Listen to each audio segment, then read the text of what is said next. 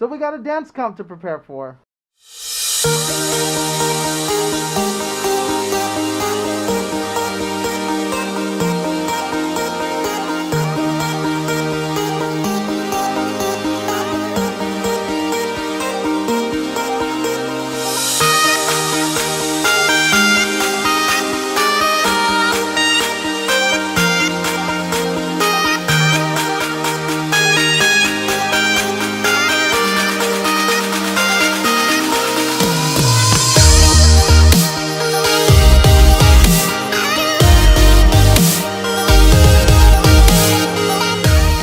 Hey guys, Rex Orchid here. Let's talk a little about the ending.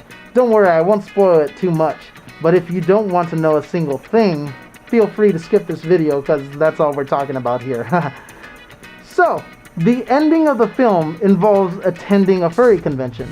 It's the culmination of everything that has happened. And there's an emotional impact as Nathan does something to finally free himself from, well, himself. He enters a dance competition. It's a very powerful moment. So, we need music.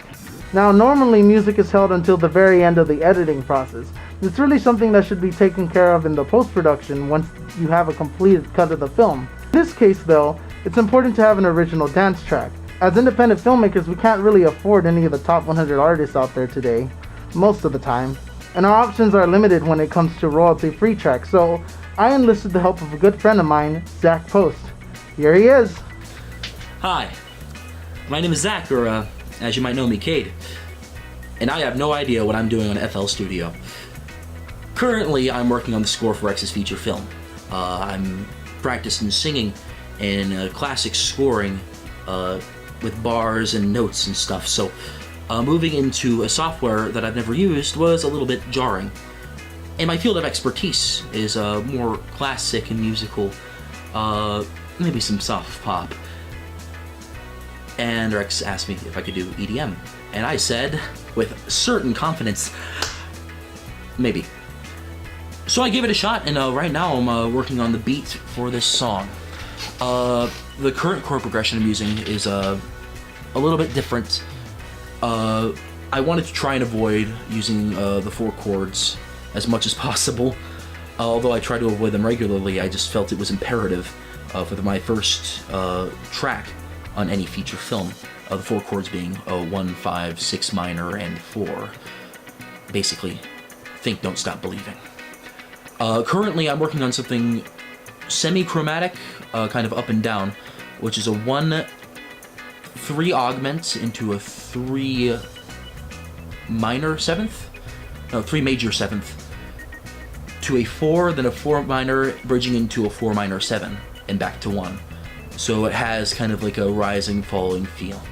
Although my first attempt was very, very house and very, very trappy, currently I'm working on something more lighthearted with a more lighthearted percussion and beat. And I feel as though I want this song to capture a feeling of triumph, as the character towards the end has struggled through quite a bit and is finally trying something that he greatly is passionate about for the first time. It's a moment of anxiety at first, but I suppose once you hit the stage and you have a song in your heart, you really do start to feel that rush of success, and I want to try and capture that. Currently, the process is being expedited as we need to get started in choreography. This is very imperative. I'm trying to get it out by at least December 1st. But as I finally figured out how to use channels and to make everything, you know, maybe not sound as generic, it should turn out very well, and I'm very, very excited to see how someone might actually dance to this song. This is the first dance song I've actually composed, and I am thrilled, like legitimately, because everything I've written up to this point is very, very, very light, and so to get something that might be able to be stepped to and danced to, and you know, it just really, it's really great to me. I'm really excited. So currently, I worked on a few patterns. I had to scrap what I was working on previous because it wasn't really fitting the tone, and I decided to default back to the piano over here and the chords that I was using, mapped them out to make my process easier. Because if you get the notes and figure out the correlation between them, like if there's any roots, for this one, all except for one chord has a root of D flat. It really helps you stabilize a melody and lets you flicker around and make things a little bit easier in terms of, you know, trying to find something that doesn't sound off-putting. Because one of the things that is always difficult about writing music is that if you have that one accidental in the middle of a piece that just doesn't mesh at all, and it holds out for too long, then you've thrown off the entire piece. Currently, we were trying to get some voice recordings. Voice recording equipment wasn't quite working on the computer. We're going to try and get that rectified as we can get some voice samples in there. The ones they have in FL Studio, by the way, are very, very R&B, like extremely soul. And I was like, I need energetic, and it went, yeah. And of course, that doesn't quite work when you're trying to do something poppy at 145 beats per measure. Well, not measure, but minute. God, 145 beats per measure, that'd be crazy. Anyways, I'm really excited to see how this project turns out, and I'm very glad to be on board. I think it will turn out alright. I think I'll be fine. Anyways, we'll have more production logs up in a few weeks.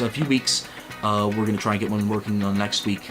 But in the meantime, thank you for listening, and you all just take it easy. Audio's rolling? Everything's rolling. Everything is rolling. All right.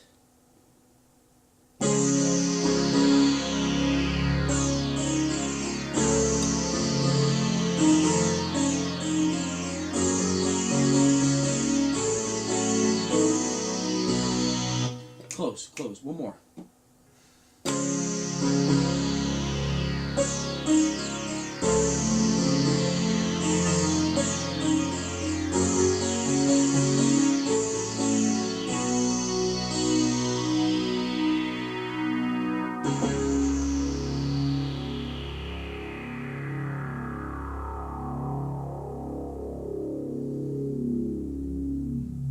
Well, that's all I have for you guys to say. I'll see you all next week.